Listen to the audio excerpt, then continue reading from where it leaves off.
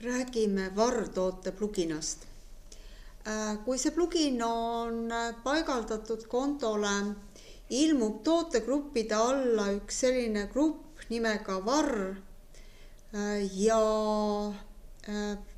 kui minna nüüd tegema näiteks pakkumist, minna lisama, teha konkreetsele kliendile pakkumine, sellest laost, mis siis valitakse, siis lisaks tavapärastele toodete sisestamisele on ilmunud ka nupp lisa uus toode, mis võimaldab siis anda sellele koodi nime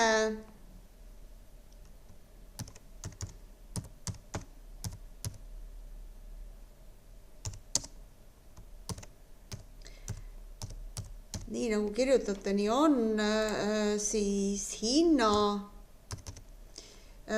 võib märkida ka ostuhinna või hankija, kui selline vajadus on, ja plussmärgil siis ta lisatakse, näete, andis veateate, et selline oli olemas.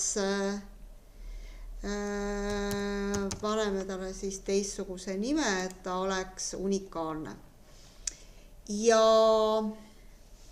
edasi on selle tootega siis selline lugu, et kui ma selle pakkumise salvestan näiteks ja võtan selle tootekaardi lahti, siis see toode kuulubki siia VAR-gruppi. Tal on vaikimisi näita e-poes mitte märgitud ja ta ongi siis nii-öelda ajutine toode. Tavaliselt teda on siis kuidagi ikkagi sinna lattu tekkinud, et teda siis kas võetakse arvele või ostetakse. Ja kui see toode osutub vajalikuks, siis tuleks sellel tootel see tootegrupp ära vahetada.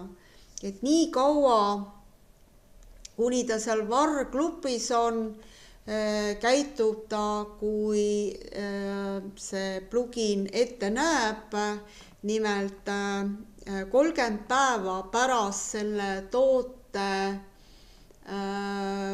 müümist, nii et tema laoseis on siis nulliks muutunud, see toode arhiveeritakse. Et ta ongi selline ajutine toode, mida siis saab kasutada.